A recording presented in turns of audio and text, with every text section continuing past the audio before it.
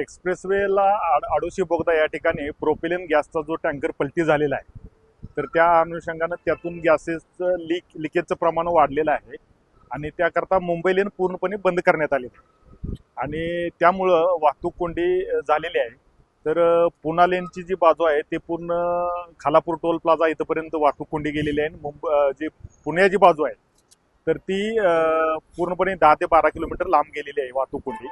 तर याकरता मी सर्वांना आवाहन करतोय की या ठिकाणी हे गॅस लिकेजचं प्रमाण कमी होऊन त्याचं पूर्ण समस्या म्हणजे पूर्ण दुरुस्त होण्यापर्यंत आपल्याला वाहतूक कोंडीचा सामना करावा लागणार आहे.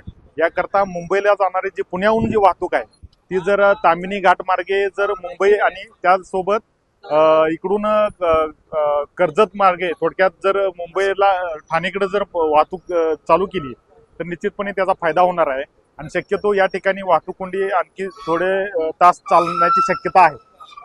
NDRF टीम आणि त्यानंतर इथं जे अपघातग्रस्तांच्या मदतीसाठी जी टीम आणि त्यासोबत BPCL टीम, हे तिन्ही टीम या ठिकाणी कार्यरत आहेत. त्यांच्याकडनं शर्थीचे प्रयत्न चालू आहेत. लवकरात लवकर याचं समस्या सुटू शकेल अशी अपेक्षा व्यक्त करतो.